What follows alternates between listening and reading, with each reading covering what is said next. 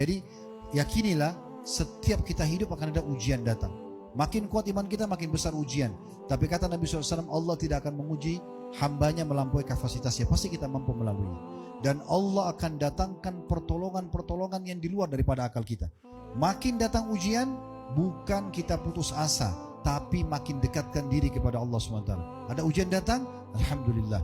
Dalam riwayat seorang sahabat mengatakan, Nabi SAW kalau diberikan nikmat oleh Allah, beliau selalu membaca Alhamdulillahilladzi bini'mati tutimmus shalihat. Segala puji dan puja kehadiran Allah yang semua kebaikan tersempurnakan dengan izinnya. Kalau ada ujian, beliau masih mengatakan Alhamdulillah ala kulli hal. Segala puji bagi Allah dalam setiap keadaan. Jadi beliau tidak pernah berkeluh kesah.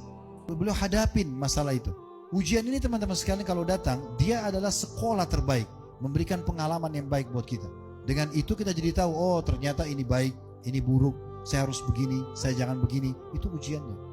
Dan bukan mustahil, kalau kita makin bertakwa sama Allah, justru orang yang memusuh kita, Allah balik menjadi orang-orang yang mencintai kita.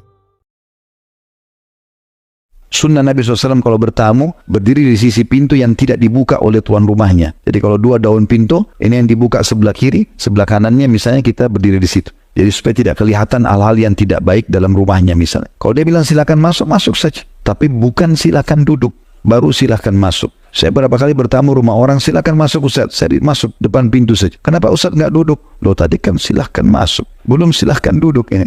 Oh silakan duduk Ustaz. Baik, saya tanya lagi, duduk di mana? Jangan sampai kursinya nanti kursi dia. Ya.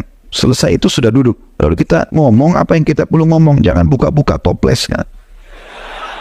Nah, belum disuruh, belum segala macam. Jangan masuk-masuk ke zona yang bukan punya kita.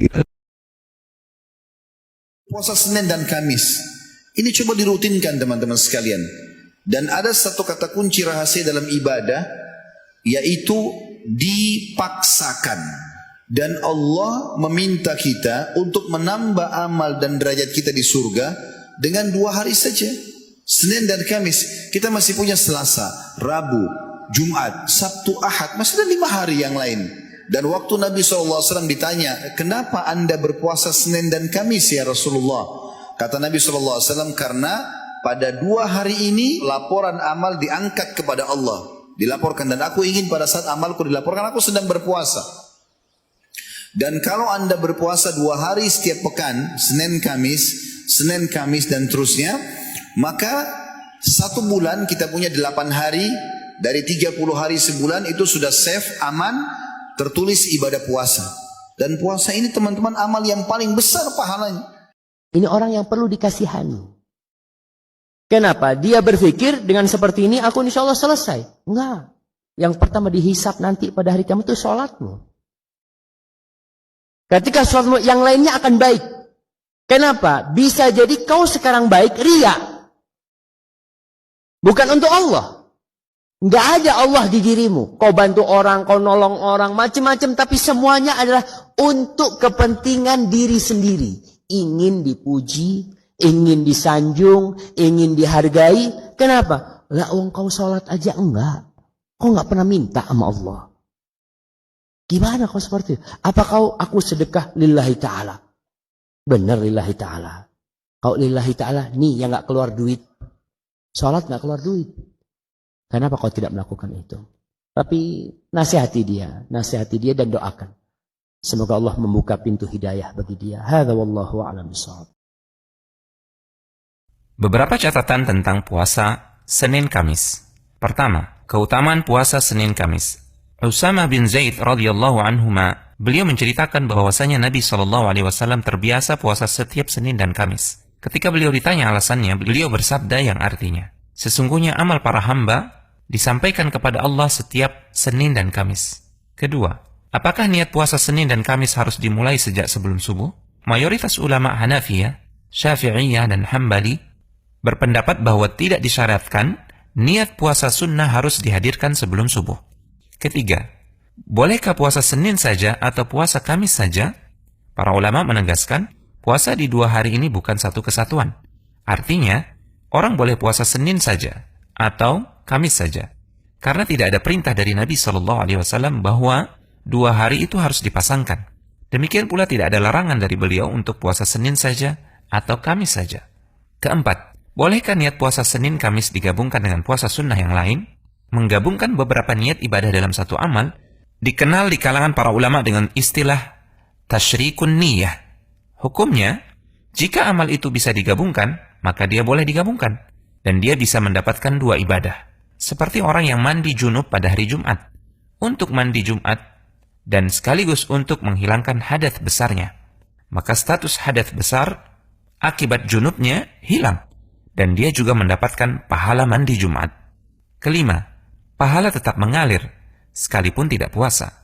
Ketika Anda memiliki kebiasaan amalan sunnah tertentu, baik bentuknya salat, puasa, atau amal sunnah lainnya, dan Anda tidak bisa melakukannya karena uzur tertentu seperti sakit atau safar, maka Anda akan tetap mendapatkan pahala dari rutinitas amal sunnah yang Anda kerjakan. Untuk itu, carilah amal sunnah yang ringan, yang memungkinkan untuk Anda lakukan secara konsisten sampai akhir hayat, selama fisik masih mampu menanggungnya. Karena amal yang istiqamah atau konsisten, meskipun sedikit, lebih dicintai oleh Allah daripada banyak, namun hanya dilakukan sekali atau dua kali. Konsultasi syariah.com. Maka saya ingatkan kepada ibu-ibu, jangan lupa suruh anak-anak diajarin bagaimana berdoa untuk kedua orang tua. Rabbi gufirli wali walidayya warhamhuma kama rabbayani shaghira. Tanya, sudah doain abi dan umi belum? Tadi salat doain abi dan umi belum? Ya, tanya agar mereka terbiasa. Makanya di akhirat kelak seorang bisa derajatnya ditinggikan gara-gara doa anak yang saleh. Ya, disebutkan dalam hadis, inna rajulan la turfa'u darajatu fil jannah. Ada seorang dinaikkan derajatnya di surga. Maka dia berkata, anna li hadza, kok bisa kedudukanku tinggi? Dia tahu amalan dia tidak seharusnya membuat dia mencapai derajat yang tinggi. Dia mengatakan, anna li hadza, kok bisa saya dapat derajat tinggi? Maka dikatakan kepadanya, bistighfari waladika laka, karena anakmu sering mohon ampunan buatmu. Subhanallah, anakmu sering mohon buat ampunan buatmu. Dan di antara keuntungan akhirat dengan anak yang saleh, sebagaimana tafsir sebagian ulama, kalau ternyata anak kita derajatnya lebih tinggi daripada kita di akhirat, misalnya di surga, maka bisa jadi Allah beri syafaat agar kita bisa selevel dengan dia, orang tua dan anak. Aneh sebagian orang di zaman ini mengamalkan zikir-zikir yang enggak ada contohnya dari Nabi SAW, mati-matian, ya. Tapi zikir yang sudah jelas ada contohnya dari Nabi SAW malah tidak diamalkan. Banyak apa sedikit orang yang kayak gitu? Banyak. Tadi yang saya bilang tadi, zikir berapa tadi? 5.000 berapa? 555 kali. Ada yang sampai 8.888 kali. Ngitungnya gimana? Kalau sampai lewat satu, harus ngulangi lagi dari pertama. Dan sayangnya ada sebagian orang tidak sadar bahwa itu adalah bagian dari talbis iblis. Apa talbis iblis? Tipuannya siapa? Syaitan. Banyak orang yang awalnya Masya Allah setiap hari dia mengamalkan, membaca Al-Quran, murojaah Al-Quran rajin. Begitu ketemu dengan amalan-amalan yang seperti itu, gak sempat lagi baca Al-Quran. Mengamalkan sesuatu yang gak ada contohnya dari Nabi SAW, lalu dia tinggalkan amalan yang ada contohnya dari Nabi SAW. Makanya benar kata para ulama kita, setiap muncul satu bid'ah akan mati satu sunnah. Seperti kisah tentang istrinya Harun al-Rashid. Dia rutin sekali bersedekah, baik itu membiayai orang pergi haji, orang jihad. Bahkan dia pernah membangun bendungan air Zam-Zam di wilayah antara Arafah ke Muzdalifah untuk memberikan minum seluruh jemaah haji. Dan zaman dulu tidak ada ledang air kayak kita sekarang. Jadi menggunakan unta dengan kendi-kendi yang besar, lalu diisi gitu. Maka dia pun meninggal, dan sebelum dia meninggal orang banyak berbicara. Pada saat dia meninggal orang banyak bicara mengatakan orang ini di surga karena banyak sekali amal solehnya. Ponakan dia yang sering dia bantu dan sangat dekat dengan dia mimpi ketemu sama tantenya ini. Lalu dia bertanya, apa yang telah Allah lakukan dengan engkau hai tanteku? Maka istrinya Harun Rashid mengatakan, sungguh seluruh amal yang pernah saya kerjakan hancur dan musnah. Tidak satu pun diterima oleh Allah. Maka kata keponakannya, bagaimana dengan biaya jemaah haji? Bagaimana dengan biaya jihad? Bagaimana dengan penampungan air Zam-Zam antara Arafah dan Muzdalifah? Maka kata dia, semuanya saya lakukan riya. Lalu ponakannya tanya, lalu bagaimana keadaanmu sekarang? Kata dia, Allah telah mengampuni aku dengan amal-amal wajib yang pernah aku kerjakan dan sholat malam yang aku kerjakan tanpa ada manusia melihatnya. Banyak orang yang tidak tahu sebahaya apa ulang tahun. Ulang tahun bukan sekadar budaya, tradisi, kebiasaan, kultur. Tapi itu ritual agama lain. Tahu nggak filosofi kenapa harus ada kue, kemudian ada lilin dan ditiup? Itu ritual agama lain. Apalagi tengah malam dalam keadaan gelap. Saking itu menyebar, jadi dianggap budaya. Padahal itu ritual. Andai itu budaya dari agama lain. Maka tidak boleh karena tasyabbuh. Menyerupai, meniru-niru, mengikuti budaya orang kafir itu tidak boleh. Rasul SAW bersabda, "Man tasyabbaha biqaumin fahuwa minhum." Siapa orang yang meniru-niru kebiasaan suatu kaum, dia termasuk kaum itu. Ternyata histori atau sejarah lahirnya ulang tahun bukan sekedar budaya, tapi itu ritual agama lain. Ada tujuan tertentu kenapa lilin yang ditiup, kenapa harus kue bolu, kenapa harus digelapkan dulu, kenapa harus make a wish, membuat harapan sebelum meniup lilin teh, bikin permintaan dulu. Jadi ritual pakai lilin dalam keadaan gelap itu ritual memanggil iblis laknatullahi alaih pada pertama kali acara ulang tahun itu dilakukan. Ritual itu. Terus membuat harapan, keinginan sebelum ditiup lilin. Maka kalau itu pertama anggaplah budaya orang kafir dan melakukannya maksiat. Karena tasyabbuh, menyerupai. Kita tahu dalam solat itu ada dua tempat. Doa kita diijabah, dikabulkan oleh Allah Jalla wa'ala. Yang pertama ketika sujud, yang kedua adalah sebelum salam. Kata Nabi kita Muhammad SAW di dalam hadis yang sahih, hadis dari Abu Hurairah radhiyallahu an, aqrabu ma yakunul abdu min rabbih wa huwa sajid. Paling dekatnya seorang hamba kepada Tuhannya adalah ketika sujud. Maka oleh sebab itu ketika sujud banyaklah berdoa kepada Allah Jalla Jalaluh. Dalam hadis Abdullah ibnu Abbas disebutkan, fa amma sujud fajtahidu fid du'a. Adapun ketika sujud bersungguh-sungguhlah berdoa, karena doa ketika sujud diijabah dan dikabulkan oleh Allah Jalla Jalaluh. Tempat yang kedua, doa kita itu mustajab adalah sebelum salam. Setelah tasyahud, salawat Nabi, jangan langsung salam. Pastikan berdoa dulu, dikarenakan doa sebelum salam itu diijabah dan dikabulkan oleh Allah Jalla wa'ala. Kata Nabi kita Muhammad SAW, asma'ud du'a fi duburis salah. Doa paling didengar itu adalah sebelum salam. Apakah berdosa jika saya terus meratapi kematiannya? Iya, tidak boleh. Ya. Kalau timbul kesedihan, ucapkan qadarullah. Innalillahi wa inna ilaihi raji'un. Setiap sedih bilang apa? Qadarullah. Innalillahi wa inna ilaihi raji'un. Setan ingin kita terus bersedih. Sehingga akhirnya kita terbengkalai, tidak bisa ngurus anak dengan baik. Mungkin kita mau cari nafkah pun susah. Kenapa? Karena diliputi dengan apa? Kesedihan.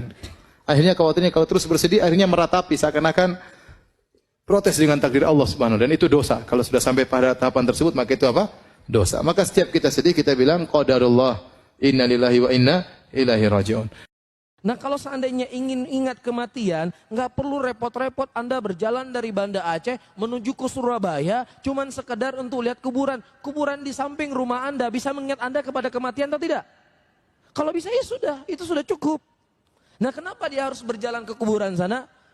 Ada sesuatu di hatinya kepada kuburan tersebut. Bisa difahami ya? Kan nggak mungkin orang ingin lihat cuma lihat tumpukan tanah, berjalan dari Banda Aceh ke Surabaya, naik pesawat pulang pergi habis 5 juta. Nah kalau dia ada 4 orang sudah 20 juta, seharusnya bisa pergi umroh 1 orang. Kenapa dia mengeluarkan uang yang begitu banyak? Karena ada sesuatu yang diharapkan dari kuburan tersebut. Enggak, saya pingin mati. Bukan pingin mati, ingin mengingat kematian. Ya sudah, kuburan di samping rumahmu ingat mati itu enggak? Hah? Sudah cukup. Bisa difahami ya? Ini bukan masalah menakut-nakuti, tapi kita harus sadar kalau semua ini aktivitas kita akan berakhir di dunia ini. Bangun tidur pagi dengan semua aktivitas yang kita kerjakan sampai kita tidur lagi malam, semua pasti akan tetap berakhir. Karena Allah Subhanahu wa taala kekalkan dalam surah Al-Imran, surah nomor 3 ayat 185 yang bunyinya, semua yang bernyawa pasti merasakan kematian. Mau dia sehat, mau dia sakit, mau dia tua, mau dia muda, mau dia kaya, mau dia miskin, pokoknya apa saja keadaannya, selama dia bernyawa, semua akan merasakan mendapatkan kematian. Lalu kalau kata Allah lanjutannya, dan kalian akan mendapatkan balasan dari setiap perbuatan kalian. Baik akan dapat balasan juga baik, buruk akan dapat hukumannya. Maka barang siapa nanti pada hari kiamat diselamatkan dari api neraka dan masuk ke dalam surga, sungguh dia telah mendapatkan kemenangan yang besar. Ketahuilah, kehidupan dunia yang kalian selama ini kejar itu hanya kehidupan yang menipu saja. Makna menipu di sini adalah kalau orang tidak tahu tentang tujuan dari diciptakan. Tujuan kita diciptakan, Bapak Ibu sekalian, surah Az-Zariyat surah nomor 51 ayat 56. Aku enggak ciptakan jin dan manusia kecuali untuk ibadah. Itu tujuan dasar. Tidak boleh, haram. Itu sudah panjang, itu pakai mat supaya jelas. Itu matnya mat lazim lagi gitu. Saya pakai 6 harakah. Haram, nggak boleh. Nggak boleh. Dokter bilang nggak sehat, bisa menyebabkan important hipertensi dan seterusnya, macam-macam. Pemerintah sudah kasih gambar foto. Saya nggak tahu nih teman-teman merokok ini bisa baca nggak sih? Hah? Tulisan begitu masih dibeli, foto masih ada, dianggap tidak apa-apa. Ditulis rokok bisa membunuhmu, masih belum takut juga. Masya Allah. Karena dianggap saya belum mati, nanti kalau sudah mati baru mau nyesal. Nggak bisa dimati. Haram, nggak boleh. Saudaraku banyak nih jus mangga, Masya Allah enak. Minum susu, makan wafer, banyak. Kenapa harus rokok? Bau mulutnya nggak enak, dadanya sakit, bisa macam-macam. Tidak ada manfaat uangnya, haram yang dikeluarkan. Nikmat aman ini adalah nikmat yang sangat besar. Ketika kita bisa duduk dengan tenang, bisa kajian taklim, ini juga merupakan nikmat yang sangat besar. Ya, mudah-mudahan Allah Subhanahu wa Ta'ala jadikan kita termasuk hamba-hamba yang pandai bersyukur. Kemudian nikmat yang lain, misalkan nikmat luangnya waktu atau nikmat kesehatan, yang terkadang seorang lupa dengan nikmat-nikmat ini kecuali ketika nikmat itu sudah nggak ada. Orang udah sakit baru mikir, oh ternyata sehat itu nikmat. Tapi ketika sehat terkadang seorang lupa. Makanya dalam sebuah hadis dijelaskan, nikmatan maghbunun fihi ma katsirun minan nas. Ada 2 nikmat yang sering orang itu lupa dengan nikmat, yaitu apa? As-sihah wal faragh. Sehat dan waktu yang lapang. Masa sudah kuliah tinggi cuma ngurus anak? Subhanallah. Terus orang kuliah tinggi nggak ngurus anak? Justru kewajiban utama urus anak, bukan kuliah. Bukan kerjaan prestasi dunia, bukan. Terutama bagi wanita. Wanita yang sukses, wanita yang bisa menjadi seorang istri yang selalu didambakan, dirindukan oleh suaminya, dan juga menjadi ibu yang baik buat anak-anaknya. Seperti ini, melihat setiap tumbuh kembang anaknya. Setiap saat, karena anak itu butuh. Saya punya anak-anak kecil di rumah, saya lihat luar biasa. Sedikit saja istri lalai, mungkin sudah bisa terjadi sesuatu yang tidak diinginkan. Pecah gelas, jatuh ini, kebentur di sana, banyak macam-macam. Memang harus ekstra. Kalau ibu sibuk di luar rumah, bagaimana caranya bisa mengurus anak-anak ini? Lalu siapa yang akan mengurus mereka? Kita berharap pembantu, berarti akan seperti akhlaknya pembantu itu, bukan seperti apa yang Anda harapkan. Kalau kita soleh dan soleha, terbiasa istiqomah mengerjakan satu perbuatan, maka pada saat kita punya uzur satu waktu, punya penghalang, sehingga kita tidak bisa mengerjakan perbuatan itu, pahalanya tetap jalan. Sebagaimana disebutkan dalam hadis sahih riwayat Imam Ahmad masalah itu. Rasulullah SAW bersabda, siapa yang rutin mengerjakan satu perbuatan kebaikan, maka Allah akan memberikan kepadanya pahalanya pada saat dia punya halangan. Ya. Jadi kayak misalnya kita biasa puasa Senin Kamis, tapi satu waktu kita safar atau kita sakit, tidak bisa kita lakukan puasa itu, pahalanya tetap berjalan, tetap mendapatkan pahala itu. Atau misalnya di masa muda kayak sekarang lagi sehat, azan kita selalu ke masjid, kita selalu melakukan ibadah-ibadah macam-macam. Di masa tua lagi pikun, sudah nggak bisa, tapi masih hidup, pahalanya tetap berjalan. Begitu seterusnya. Iya jemaah, kalau bicara apa sih amalan atau doa agar kita terhindar dari azab kubur? Yang pertama adalah keimanan kita dengan adanya azab kubur itu sendiri. Karena keimanan ini yang akan mendorong kita untuk takut. Kemudian kita berdoa. Kalau bicara doa apa agar kita terhindar dari azab kubur, Rasulullah SAW mengajarkan sebuah doa yang dibaca sebelum salam. Karena memang setelah tasyahud akhir itu ada waktu yang mustajab. Beliau biasa membaca di situ mengatakan, Allahumma inni a'udzubika min adzabil qabr wa min adzabi jahannam wa min fitnatil mahya wal mamat wa min syarri fitnatil masih dajjal. Ya Allah, aku berlindung kepadamu dari azab kubur, dari azab jahannam, dari fitnah kehidupan dan kematian, dan dari fitnah al-masih dajjal. Kemudian doa yang dibaca Nabi SAW setiap pagi dan petang. Amsayna wa amsal mulku lillah walhamdulillah la ilaha illallah wahdahu la syarikalah lahul mulku wa lahul hamdu wa huwa ala kulli syai'in qadir.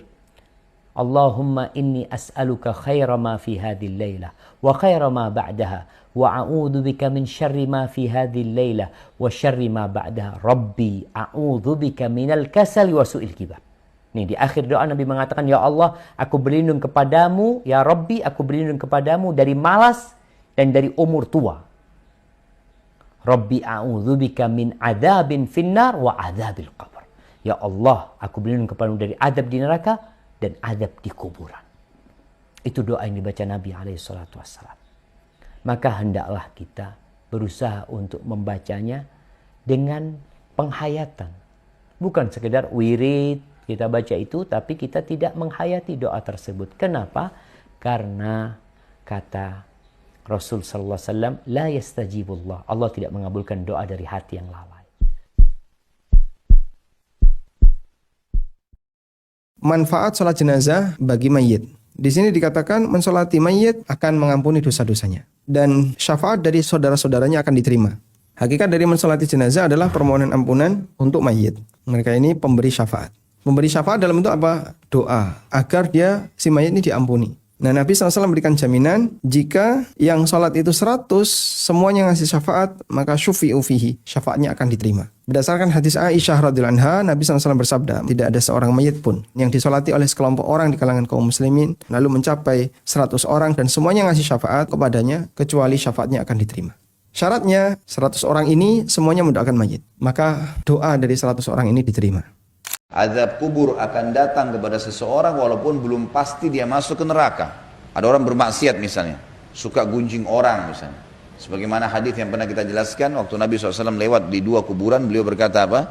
Sesungguhnya 2 penghuni kuburan ini sedang disiksa. Dan mereka menganggapnya bukan dosa besar, tapi ketahui itu dosa besar. Yang satu tidak cebok pada saat kencing, najis saja, tidak bersihin dirinya. Yang satu ngadu domba. Di sini kata ulama hadis, di akhirat nanti amal baik dan amal buruknya tetap ditimbang. Kalau amal baiknya lebih berat, dia bisa masuk dalam surga. Tetapi azab kubur tidak bisa lepas. Acara tahlilan ya tidak bisa kita pungkiri ya. Dia akui oleh sebagian pendeta Hindu, dan saya pernah dikasih buku tentang masalah itu ketika saya main di Bali. Saya dikasih sama seorang ustadz di sana ya, tentang pendeta Hindu yang menulis buku. Dan dia judulnya itu kalau tidak salah tentang tradisi Hindu yang ada di orang-orang Jawa. Maknanya seperti itu. Dia bangga. Dia mengatakan, lihat orang-orang Jawa mengadakan acara ya tahlilan, maksudnya hari ke-3, hari ke-7, hari ke-40, hari ke-100, 1000. Itu mereka ambil dari kita. Artinya dia berbangga bahwasanya ada tradisi Hindu yang masih berjalan di kalangan kaum muslimin, di kalangan orang-orang Jawa. Maka ini suatu hal yang tidak bisa kita pungkiri bahwasanya melakukan acara. Kenapa harus hari ke-3? Kenapa enggak hari ke-4? Coba. Kenapa enggak hari 39 kok 40? Coba pikirin. Kenapa enggak hari 47? Kenapa kok hari 100? Kenapa hari 1000? Kenapa enggak hari 975? Kenapa? Ya. Apa dalilnya? Kenapa harus dikaitkan dengan hari tersebut? Mau tidak mau harus kita akui itu dari tradisi Hindu. Sementara diakui oleh para pendeta Hindu tersebut. Bahkan mereka tulis buku tentang hal ini. Ya, mereka tulis tentang hal ini. Harta, kedudukan duniawi itu ada fitnahnya. Rasulullah SAW sendiri yang bersabda dalam hadis sahih, Inna likulli ummatin fitnah wa fitnatu ummati al-mal. Sesungguhnya masing-masing umat ada fitnahnya dan fitnah bagi umatku adalah harta. Apa fitnahnya harta? Harta itu melalaikan. kesibukan mengurusnya menjadikan kita lalai dari mengingat Allah. Ingat, ini fitnah bagi umat ini, sebagaimana sabda Rasulullah SAW. Kadang-kadang orang berpikir atau pede dengan dirinya, saya punya keimanan, saya akan bisa menahan diriku sewaktu menghadapi harta. Tabiat manusia, kalau tidak ditolong oleh Allah Subhanahu wa Ta'ala, hartanya semakin banyak, bukannya dia berhenti, dia akan semakin mencari harta berikutnya. Ini tabiat semua manusia. Rasulullah SAW dalam hadis riwayat Imam Bukhari Muslim menegaskan tentang tabiat ini, dan cukup ini menjadi pelajaran bagi kita. Beliau SAW pernah bersabda, seandainya seorang manusia punya 2 lembah yang penuh berisi emas, apakah dia cukup? Tidak, dia akan mencari lembah yang ketiga. Punya uang 1 miliar, dia tidak akan berhenti, tambah lagi 2 miliar. Punya 2, cari lagi yang ketiga, keempat, dan seterusnya. Salah satu pengantar manusia ke neraka yang sangat besar adalah tidak mendirikan salat. Tidak mendirikan salat. Bahkan sebagian ulama mengatakan bahwa ini dosa yang membuat orang keluar dari agama Islam. Maka nasihat saya kepada kaum muslimin dan muslimat yang melihat acara ini, mendengarkan acara ini kapanpun, apakah sekarang atau nanti, berhati-hati dengan meninggalkan salat. Allah berfirman dalam Al-Quran surah Al-Muddathir, Ma salakakum fi saqar, qalu lam naku minal musallin. Apa yang membuat kalian masuk ke dalam neraka Saqar? Mereka berkata, lam naku minal musallin. Di dunia kami tidak mendirikan salat. Kami tidak termasuk di antara orang-orang yang mendirikan salat. Ayat ini tegas mengatakan bahwa meninggalkan salat jalan ke neraka Saqar, tempatnya neraka Saqar. Dan ini ancaman berat, wahai saudara-saudariku, dan ancaman yang datang dari Allah. Wanita manapun yang keluar rumah tanpa izin suaminya, maka malaikat akan melaknatnya sampai dia kembali. Laknat ini diangkat berkah hidupnya, gitu kan. Siapapun wanita yang memalihkan wajah dari suaminya karena kesombongan, maka juga akan membuat Allah yang di langit murka padanya sampai dia buat suaminya ridho. Dalam hadis yang lain dikatakan, wanita manapun yang meninggal dunia, suaminya ridho. Tahu ridho ya? Ridho itu merasa kehilangan sekali. Ridho itu seperti kita disuruh bilang, cari ridho orang tuamu. Ridho itu sesuatu yang kita berikan kepada orang lain yang membuat dia sudah sangat puas. Kalau ditanya mau apa lagi, sudah nggak ada. Itu ridho namanya. Wanita manapun yang meninggal dunia sementara suaminya ridho, ya, kecuali pasti akan masuk ke dalam surga. Umrah, wah ini luar biasa, bayarnya udah mahal. Ya, bahkan sampai sudah menjadi susah ditolak nih. Ya, selesai tawaf, foto-foto dulu dengan background Ka'bah. La haula wala quwata illa billah. Ana nggak tahu kenapa ini termotivasi seperti ini. Untuk siapa? Untuk laporan ke siapa bahwa dia hadir di tanah haram ini? Dan bahkan ada yang jadi seperti kayak wartawan. Dia siaran langsung dari haram, saudara-saudara. Cuaca hari ini di kota Mekah, suasana sedang panas terik. Padahal followernya cuma 2 orang. Itu pun bikin status. Dia menceritakan tentang suasana dan keadaan di tanah haram saat itu. Dan kemudian lagi nggak tanggung-tanggung. Dia minta temannya untuk, coba foto saya lagi berdoa. Subhanallah, foto lagi stand berdoa membelakangi Ka'bah. Harusnya doa ngadep Ka'bah, ini doanya membelakangi Ka'bah. Salah posisi lagi bikin fotonya. Ya, dan pura-pura. Jadi sengaja dia difoto untuk pura-pura supaya kelihatan, Masya Allah. Ada lagi yang foto, oh ini bagus nih, pencahayaannya keren nih. Coba kamu lagi sujud di foto. Padahal bukan sujud benar untuk sholat. Ya, hanya untuk acting. Subhanallah. Acting ibadah. Siapa yang dia bohongi? Allah, dirinya, umat manusia.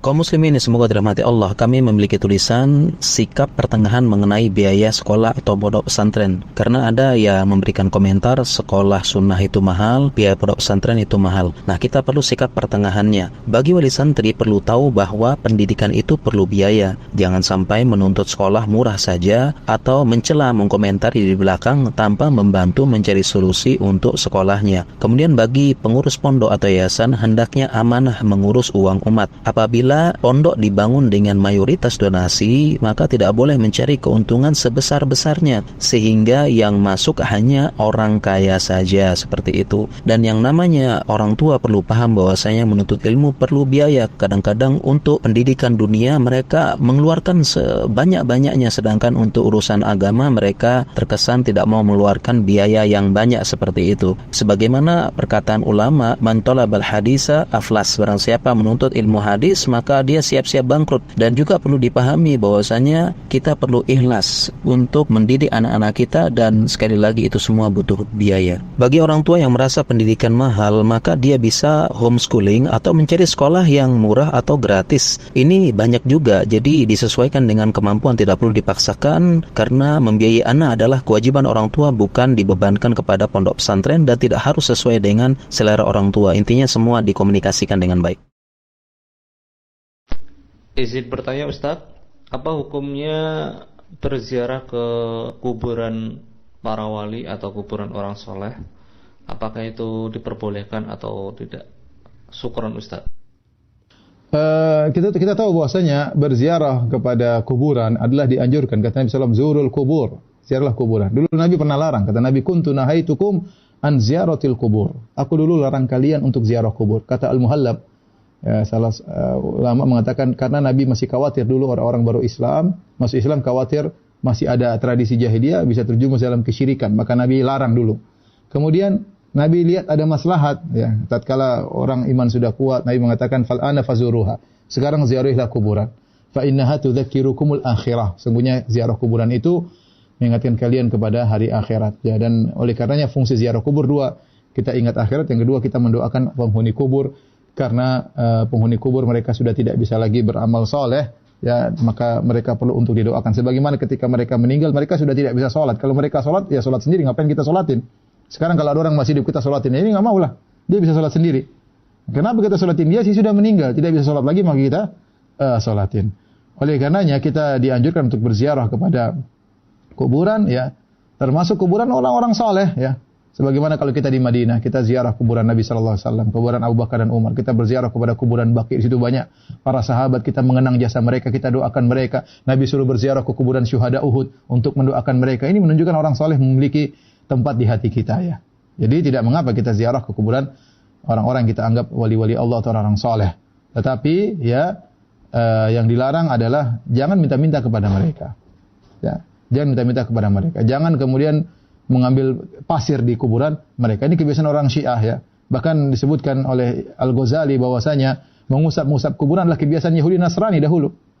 Ya, mungkin Yahudi Nasrani sudah tidak melakukan, kita sekarang sebagian kita yang melakukan, ya. Itu kebiasaan mereka dahulu. Ya, jadi kita dianjurkan ziarah kubur. Kalau kita kebetulan ke kuburan orang soleh, kita doakan mereka, mengenang jasa mereka.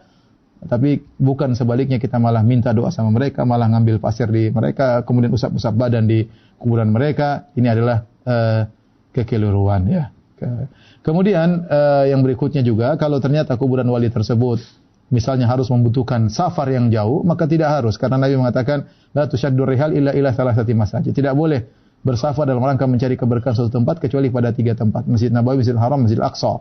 Adapun kita kebetulan di suatu daerah, bukan niatnya untuk tahu-tahu kita sampai, misalnya kita ke daerah tertentu, di situ kita ada kuburan wali, kita boleh datang situ, kita doain dia, ya. Ada tadi kita doakan dia untuk mengingat jasa dia, bukan untuk minta-minta, bukan untuk mengusap-usap badan ke kuburan tersebut. Wallahu a'lam bishawab.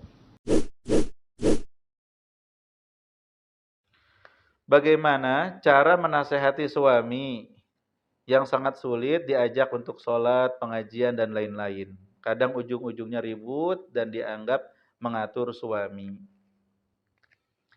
Semoga Allah berikan keistiqomahan kepada ibu dan keluarga, ya. Ibu yang mau sholat, ibu yang mau mengaji, dan mengajak keluarga kepada kebaikan. Ya, insya Allah ibu sudah mendapatkan pahala dengan mengajak suami kepada kebaikan. Ya, maka perlu diperkuat. Yang pertama, diperkuat ilmunya. Jadi ketika kita mengajak kepada kebaikan termasuk ke suami, itu kita harus mengilmui lebih dalam tentang apa yang akan kita ajak. Tadi misalnya mengajak untuk sholat, maka ibu harus pelajari tentang sholat lebih dalam lagi.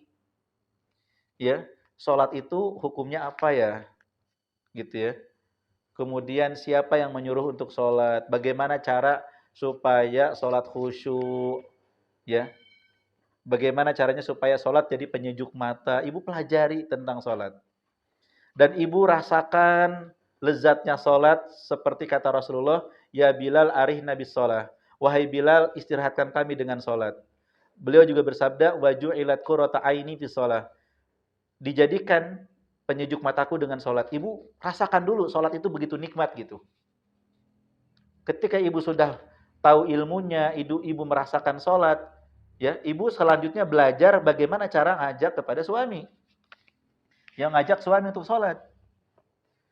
Cara menasehati istri kepada suami itu berbeda dengan menasehati kepada anak. Ya. Istri kepada suami itu sama seperti anak kepada orang tua. Harus sopan, harus lemah lembut, harus situasi dan kondisinya tepat. Ya, jadi tidak semudah itu kita mengucapkan, ayo kita sholat. Sholatlah dan seterusnya, enggak.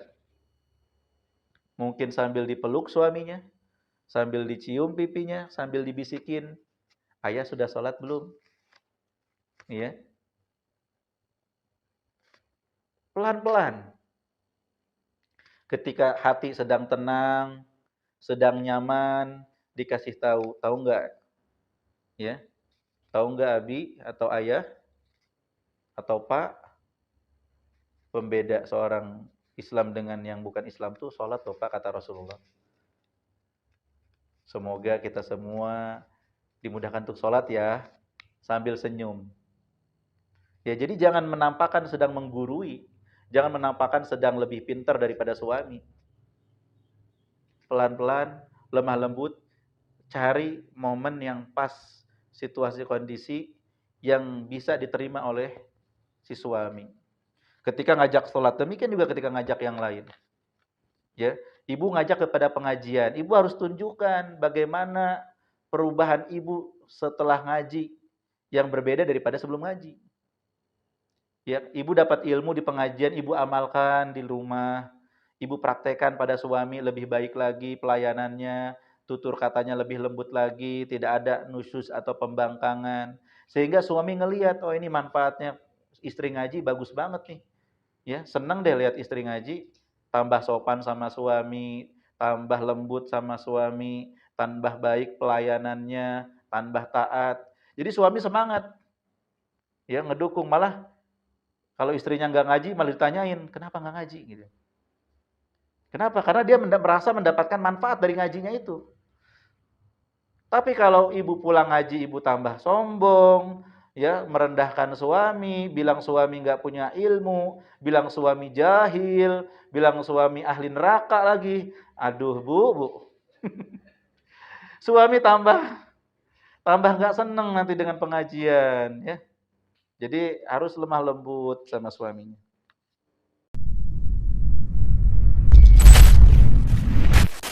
فَإِذَا عَرَفْتَ, kalau engkau sudah kenal, sudah tahu,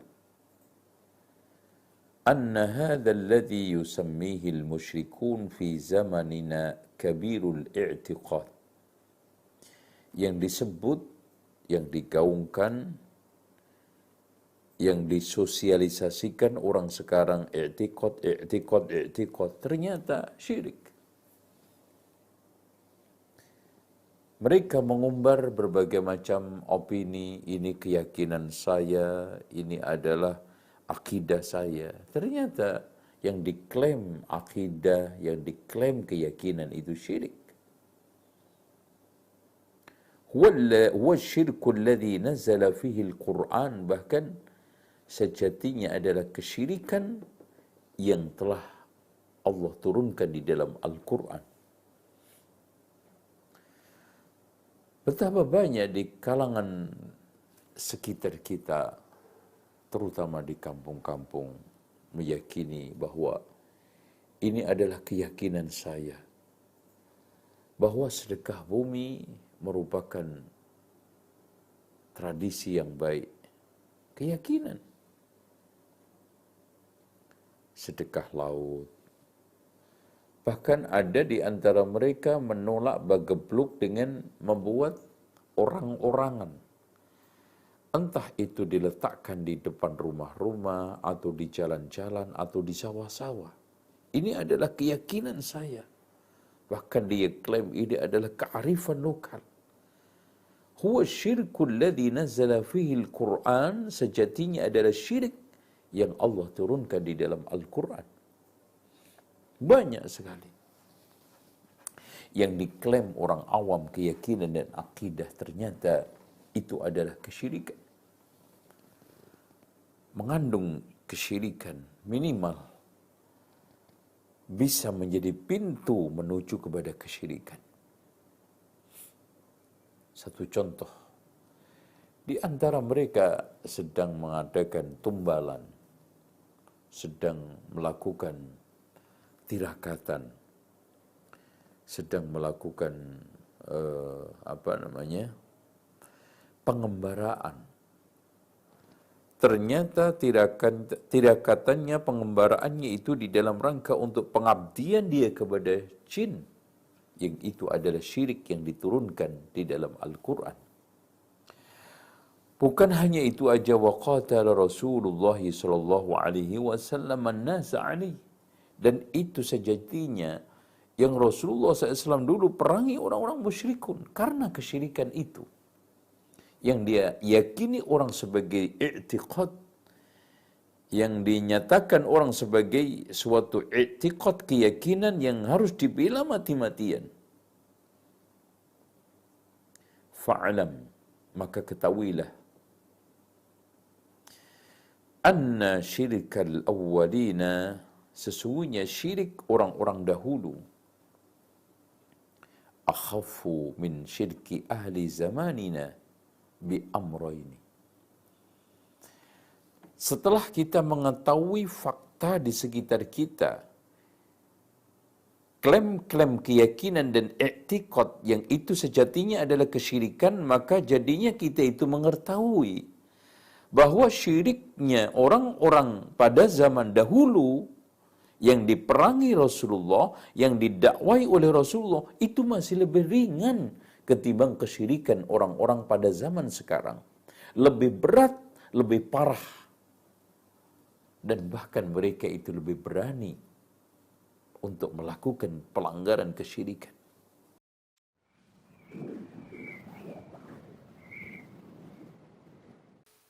Merasa cukup, merasa puas dengan sesuatu, itu ciri-ciri orang yang ujub. Sepertinya ini sudah pas, mantap benar. Sudah pas banget. Ketika dia melakukan atau ibadah, sepertinya ibadah saya tadi itu luar biasa. Mungkin di masjid ini saya yang paling luar biasa sholatnya.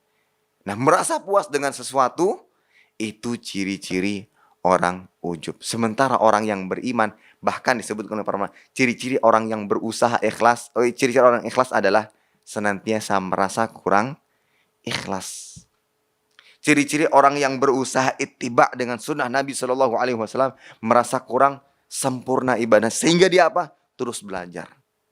Sudah selesai bab sholat, dia pelajari lagi buku yang lainnya. Siapa tahu ada ilmu tambahan yang didapatkan. Terus belajar, merasa kurang. Tapi kalau orang merasa cukup, apalagi merasa cukup dari belajar agama, nah ini sadari ini adalah bisikan setan. Kalau saya sepertinya dimulai dari dakwah salaf masuk ke Banjarmasin, saya sudah duduk saat majelis ilmu. Ini sudah hampir berapa puluh tahun, ya. Kayaknya sudah cukup. Saya ingin aktivitas ini nggak bisa. Itulah bisikan setan. Ya. Maka jangan sampai demikian, yang dulunya senantiasa terlihat di majelis-majelis ilmu kok sudah tidak ada, merasa cukup dengan ilmunya, maka itu termasuk bisikan setan yang menjauhkannya dari segala macam kebaikan. Dan akan sangat mudah. Ingat, kalau seandainya kita sudah masuk kepada satu bisikan setan, itu akan mudah masuk kepada bisikan-bisikan yang lain. Yakinlah itu. Kalau kita sudah tergoda dengan satu bisikan, maka bisikan-bisikan lainnya pun akan sangat mudah menghampiri kita. Di antara permintaan penduduk neraka dalam neraka, di antaranya 3. Permintaan yang pertama, mereka minta untuk keluar dari neraka. Sebagaimana yang Allah sebut dalam Al-Quran, surah Fatir. Allah Subhanahu wa taala menyebutkan, "Wa hum yastarifuna fiha."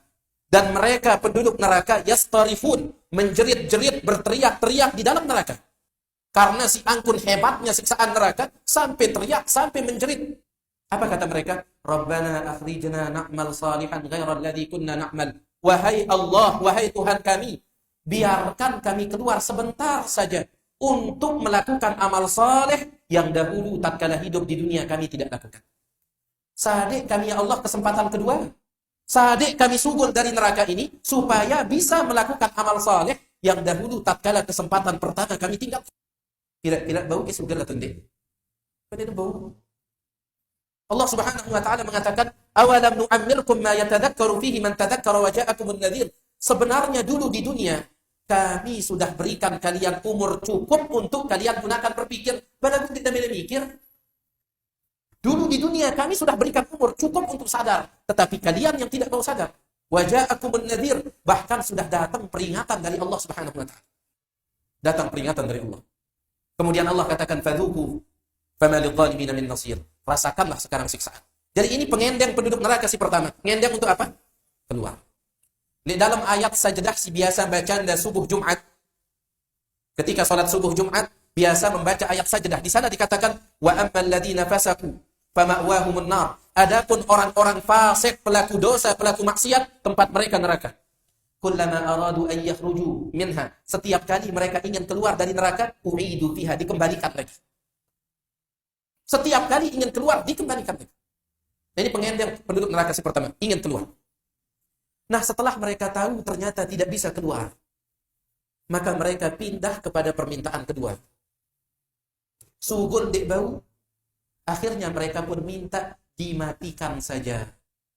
Betul matematika, ketimbang kita tetap disiksa seperti ini. Mereka minta untuk dimatikan. Sebagaimana Allah sebut di dalam Al-Quran surat Az-Zukhruf. Wanadau, dan mereka penduduk neraka memanggil, ya Malik, wahai malaikat Malik. Saya malaikat Malik. Malaikat penjaga neraka. Wanadau ya Malik, mereka memanggil wahai Malik, liyaqdi alaina rabbuk, minta Tuhanmu yaitu Allah agar Allah mematikan kami. Ketimbang kita disiksa terus seperti ini, lebih baik mati. Harap ke mati di dalam neraka. Surat Sabbih isma rabbikal a'la si biasa baca la yamutu fiha wa la fiha, tidak ada lagi mati di dalam neraka. Makanya malaikat Malik ketika diminta seperti itu, apa kata malaikat Malik? Qala innakum makithun. Malaikat Malik mengatakan innakum makithun, sesungguhnya kalian kekal. Tidak bisa mati. Sugul di bau, bata mati-mati kan. Ini permintaan mereka. Tapi ternyata mati pun tidak bisa. Nah, karena keluar tidak bisa, mati tidak bisa, mereka pindah ke permintaan yang ketiga. Sallallahu alaihi wasallam. Apa permintaan yang ketiga? Mereka minta diringankan siksaan meskipun 1 hari. Ngendeng keringanan siksaan. Dendek na gemes lalu siksaan ini. Jangan terlalu pedih, jangan terlalu besar siksaannya. Mereka minta diringankan 1 hari saja. Allah ceritakan di dalam Al-Quran surah Ghafir. Wa qala alladhina fil nari li khazanati jahannam. Berkata penduduk neraka kepada malaikat-malaikat penjaga neraka Jahannam. Ud'u rabbakum, wahai malaikat-malaikat penjaga neraka, tolong minta kepada Tuhan kalian, yukhaffif anna, agar dia meringankan dari kami, yukhaffif anna yauman minal adab, 1 hari saja dari siksaan neraka. Tolong minta kepada Tuhan kalian agar dia meringankan untuk kami yauman, sejelur doang minal adab, dari siksa neraka ini. Bisa tidak diringankan? Membaca Anda ayat si Brukno, fala yukhaffafu anhumul adab, tidak akan diringankan adab dari mereka. Justru daripada diringankan, justru ditambah. Ya. Daripada berkurang siksaan neraka, justru berombo. Sebagaimana di dalam ayat surah Amma yatasa'alun. Fadhuku falan nazidakum illa azab. Fadhuku, rasakan sekarang. Falan nazidakum, kami tidak akan memberikan tambahan kepada kalian illa azab, kecuali tambahan siksaan. Bukan dikurangi, justru ditambah. Nah ini jamaah sekalian, kenapa mereka sampai seperti ini? Karena ia berdagang agama untuk beli dunia. Ia berdagang akhirat, ia berdagang agama untuk beli dunia. Mereka lepas akhirat mereka, mereka lepas agama mereka. Yang penting dapat dunia. Baik ini balasannya. Fala yukhaffafu anhumul adab. Tidak diringankan dari mereka siksaan. wala hum yunsarun, dan mereka tidak akan ditolong. Ya, mereka tidak akan ditolong. Nah, ini dia ayat yang ke-86 tentang akhir kehidupan orang-orang yang menjual akhirat untuk membeli dunia. Kesempatan ini teman-teman sekalian saya akan menyampaikan sebuah judul, wahai muslim, kematian sedang mengejarmu. Ada satu fenomena teman-teman sekalian yang kita semua bisa lihat di depan mata kita, yaitu masalah kematian. Risalah ini akan kami sampaikan kepada orang yang sehat dan sakit, orang yang kaya dan juga miskin, para pemimpin dan masyarakat, orang cerdas dan juga orang yang bodoh, laki-laki dan perempuan, anak kecil ataupun orang dewasa. Ingatlah saudaraku, kita akan mengakhiri kehidupan dunia ini. Ada batas waktu di mana kita semua akan meninggalkannya. Semua yang kita kumpulkan dari rumah yang mewah, kendaraan yang kita banggakan, pasangan hidup, apa saja dari pakaian, bahkan perlengkapan dan pernak-pernik kehidupan ini, semuanya akan ditinggal. Pasti kita akan meninggalkannya. Nabi SAW bersabda dalam sebuah hadis yang sahih, kalau anak Adam meninggal dunia akan ikut bersamanya ke kuburan 3, keluarganya, hartanya dan amalnya, serta akan pulang 2, keluarganya akan pulang. Secinta-cintanya seorang istri pada suaminya, pasti dia tidak akan pernah menginap di kuburan itu, dia akan pulang. Cinta-cintanya seorang suami pada istrinya juga tidak akan tinggal menemani istrinya di kuburan. Orang tua dengan anak, teman dengan temannya, bawahan dengan atasannya, semuanya akan meninggalkan kuburan tersebut. Begitu juga dengan harta, mobil semewah apapun hanya diparkir di pagar kuburan. Setelah itu akan dibawa pulang menjadi warisan. Yang tinggal bersama kita hanya satu, amal kita, yang selama ini selalu kita lalaikan. Mikrofon masjid dengan keras, panggilan dari Allah, hayya 'alas shalah, hayya 'alal falah, ayo salat, ayo menuju kepada kemenangan, kita lalaikan. Orang miskin yang mengetuk-ngetuk kaca mobil, di sebelah rumah orang miskin tidak makan, mengulurkan tangannya, lalu syaitan membisikkan kuping kita mengatakan orang itu masih muda, masih kuat, lalu kita mengiyakan syaitan sehingga kita tidak mengeluarkan sedekah tersebut. Al-Quran hanya menjadi hiasan, berbangga-bangga dengan kertasnya, dengan sampulnya yang bagus, penerbitnya yang dikenal, atau yang best seller yang dijual di pasar-pasar. Bukan lagi berfungsi sebagai ayat-ayat Allah, peringatan yang harus dibaca dan jadi prinsip hidup, hanya menjadi sebuah kenangan saja. Begitu juga dengan orang tua yang dilupakan, hanya kena jabatan yang sudah naik, harta yang sudah mulai melimpah, memiliki pasangan yang cantik, anak-anak yang banyak, sehingga orang tua di kampung halaman dilupakan. Telepon pun hanya setahun sekali. Tidak ada lagi kejar pahala dan surga dari kedua orang tua. Padahal seorang salafus saleh pernah menemukan salah satu orang tuanya meninggal, lalu dia menangis terisak-isak. Kemudian murid-muridnya menanyakan, kenapa anda menangis? Kata dia, sungguh satu pintu surga sudah tertutup untukku, maka tertinggal satu lagi. Dan sekian banyak fenomena dalam kehidupan kita yang kita lalaikan, saudaraku seiman. Dengarkan dan renungi baik-baik bagaimana Allah mengingatkan dalam kitabnya tentang masalah hari pulang ini. Yang pertama, disebutkan di dalam Al-Quran surah Al-Baqarah ayat 281. Allah berfirman, dan kekal ditilawakan oleh orang-orang beriman sampai hari kiamat. A'udzu billahi minasyaitonir rajim. Wattaqu yawman turja'una fihi ila Allah, thumma tuwaffa kullu nafsin ma kasabat wa hum la yudhlamun. Takutlah kalian, persiapkanlah diri kalian, fikirkanlah baik-baik, masuk semua dalam makna wattaqu.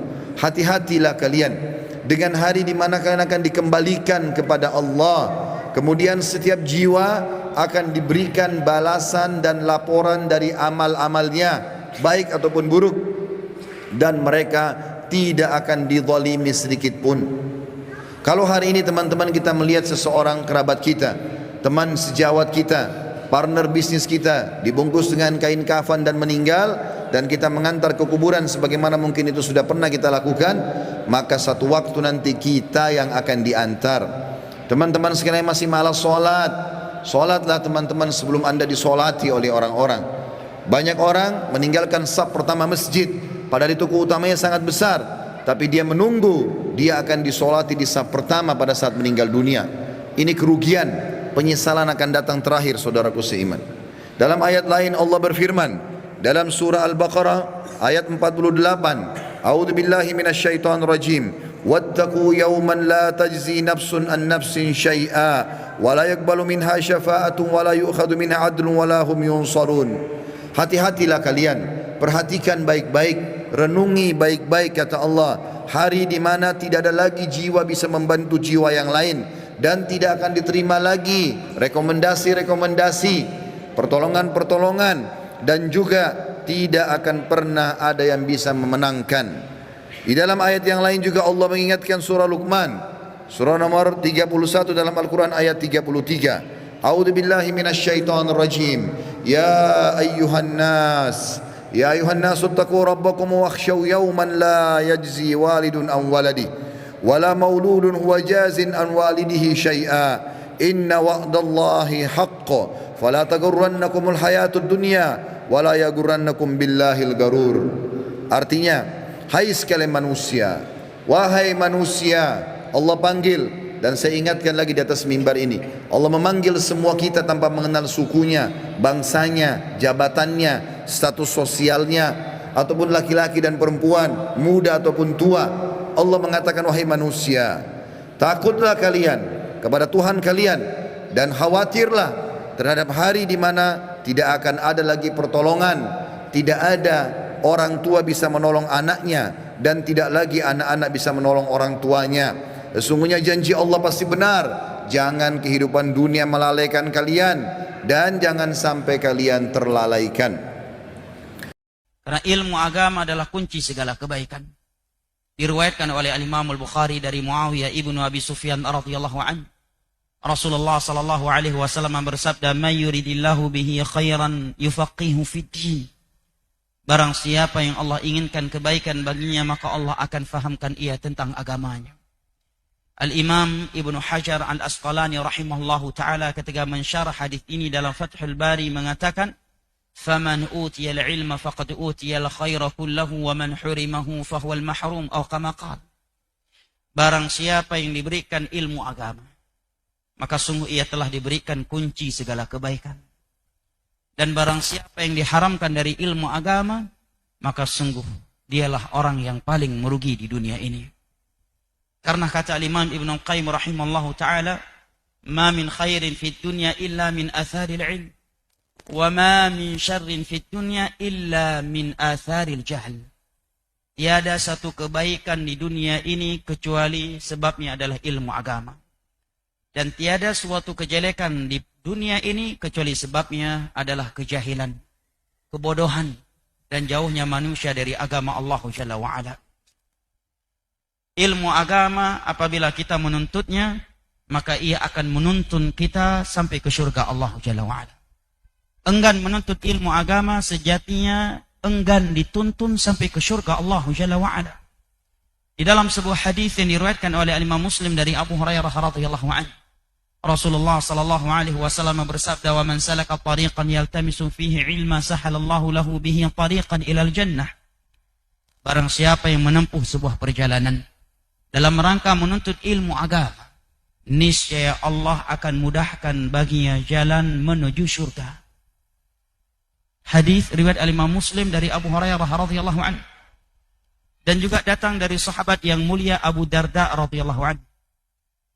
Dalam riwayat Al-Imam Tirmidzi dan selainnya, dihukumi sebagai hadis yang mutawatir oleh sebagian ulama. Nabi kita sallallahu alaihi wasallam bersabda, "Wa man salaka tariqan yaltamisu fihi ilma sallakallahu lahu tariqan min turuqil jannah. Wa innal malaikata latad'u ajnataha li talibi ilmin ridan bima yatlub. Wa innal 'alim لا يستغفرن له من في السماوات والأرض حتى الحيتان في جوف الماء. وإن فضل العالم على العابد كفضل القمر على سائر الكواكب ليلة البدر. وإن العلماء ورثة الأنبياء. وإن الأنبياء لم يورثوا دينارا ولا درهما. وإنما ورثوا العلم. فمن أخذه أخذ بحظ وافر." Barang siapa yang menempuh sebuah perjalanan dalam rangka menuntut ilmu agama, maka Allah akan bentangkan untuknya jalan-jalan menuju surga. Sesungguhnya para malaikat meletakkan sayap-sayapnya kepada para penuntut ilmu agama karena ridha kepada mereka yang menuntut ilmu agama. Sesungguhnya seorang alim itu akan dimohonkan ampunan untuknya oleh seluruh makhluk yang ada di langit, yang ada di bumi, dan bahkan ikan-ikan yang ada di dalam air. Sesungguhnya keutamaan seorang alim di atas abid yang tidak alim itu bagaikan bulan purnama dengan bintang-bintang yang ada di angkasa. Jumlah bintang yang begitu banyak tidak dapat menerangi bumi seperti halnya satu bulan purnama. 1000 abid tidak akan melahirkan setengah alim, tetapi satu alim akan melahirkan ribuan alim dan abid lainnya dengan izin Allah Jalla wa'ala. Kemudian Nabi SAW mengatakan sesungguhnya para ulama adalah pewaris para nabi. Para nabi tidak pernah mewarisi dinar dan dirham, tetapi yang mereka warisi adalah ilmu agama. Maka yang telah mengambilnya, sungguh dia telah mengambil sumber kebahagiaan yang sangat besar. Dan ilmu agama, jamaah dimuliakan Allah, terkhusus yang dilaksanakan di dalam rumah-rumah Allah Jalla wa'ala adalah sebaik-baik tempat untuk kita menenteramkan jiwa kita dari hiruk pikuk dunia di akhir zaman ini. Tiada tempat yang lebih menenteramkan jiwa kita selain daripada majlis ilmu agama yang dilaksanakan di dalam rumah Allah Jalla wa'ala. Di dalam sebuah hadis yang diriwayatkan oleh Imam Muslim dari Abu Hurairah radhiyallahu anhu, Rasulullah sallallahu alaihi wasallam bersabda, "Wa majtama'a qaumun fi baitin min buyutillah yatluna kitaballah wa yatadarasunahu fima bainahum illa nazalat alaihimus sakinah wa ghasyiyatuhumur rahmah wa hafathumul malaikah wa dzakarahumullahu fiman 'indah." Tidaklah ada suatu kaum yang berkumpul di rumah Allah dalam rangka mengkaji ayat-ayat Allah, agama Allah sesama mereka, kecuali akan turun kepada mereka sakinah ilahi. Wa ghasyyatumur rahmah, tercurahkan untuk mereka rahmat. Wa hafathumul malaikah, malaikat-malaikat Allah akan meliputi mereka. Wa dzakarahumullahu fiman 'indah, dan Allah Jalla wa'ala akan menyebut-nyebutkan mereka dengan pujian dan sanjungan di hadapan malaikat-malaikat yang ada di sisinya. Adakah majelis yang lebih indah daripada yang seperti ini, jamaah yang dimuliakan Allah? Sampai-sampai seorang ulama tabi'in yang bernama Abdullah ibn al-Mubarak rahimahullah mengatakan, "Law 'alimal muluk wa abnal muluk wa abna'ul muluk ala ma nahnu alaihi min ar-raha lajaladuna 'alaiha." Seandainya para raja dan anak keturunan raja mengetahui betapa tenang dan tentramnya jiwa kita tatkala berada di dalam majelis ilmu agama yang di dalamnya dibacakan ayat-ayat Al-Quran dan hadis-hadis Nabi SAW, lajaladuna 'alaiha, maka sungguh mereka akan mencambuk-cambuk kita karena iri dan dengki kepada kita.